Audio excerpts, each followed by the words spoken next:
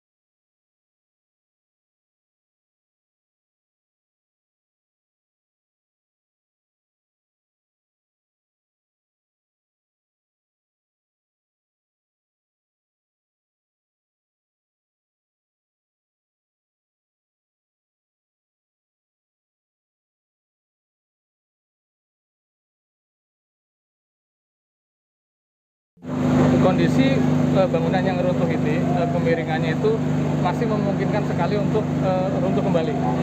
Kita menjaga itu, makanya hanya peralatan tertentu yang kita gunakan. Karena dengan peralatan yang menggunakan mesin yang membuat getaran itu kita singkirkan dulu. Kita menggunakan alat yang sederhana, tapi yang masih bisa digunakan untuk membongkar reruntuhan. Menurut Bupati Sidoarjo Subandi, bangunan pondok pesantren yang ambruk belum memiliki izin mendirikan bangunan. Pembangunan yang sedang dilakukan di musola tersebut merupakan lanjutan dari bangunan yang sebelumnya sudah ada. Banyak pondok itu kadang bangun masjid, bangun pondok, kadang dia tidak mengurus INB-nya dulu, langsung dibangun.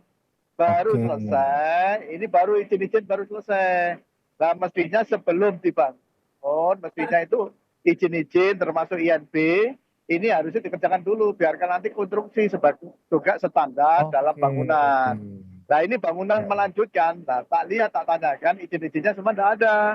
Nah, ini ngecor lantai 3, tadi ngecor lantai 3, akhirnya dengan konstruksinya yang tidak standar, akhirnya tidak mampu, akhirnya semua rubuh, seperti itu. Sementara itu, Gubernur Jawa Timur Khofifah Indar Parawansa menyampaikan bahwa biaya pengobatan korban akan ditanggung pemerintah kabupaten dan pemerintah provinsi. Saat meninjau proses evakuasi, Khofifah juga memastikan bahwa proses evakuasi tetap berlangsung meski dilakukan tanpa alat berat. Usai menemui pengasuh Ponpes Al-Khazini, Gubernur Jatim ini juga menemui keluarga korban yang ditempatkan tak jauh dari lokasi Ponpes, Kecamatan Buduran, Kabupaten Sidoarjo. Layanan kesehatan berbasis RSUD maka akan ditanggung pembiayaannya oleh Pemkab. Tetapi yang ditangani non-RSUD, maka pembiayaannya akan ditanggung oleh Pemprov. Akibat musola pondok pesantren Al-Khazini yang ambruk, selain korban meninggal dunia, lebih dari 100 orang dirawat di rumah sakit dan banyak lainnya yang masih menunggu proses evakuasi. Tim Liputan Kompas TV, Sidoarjo, Jawa Timur.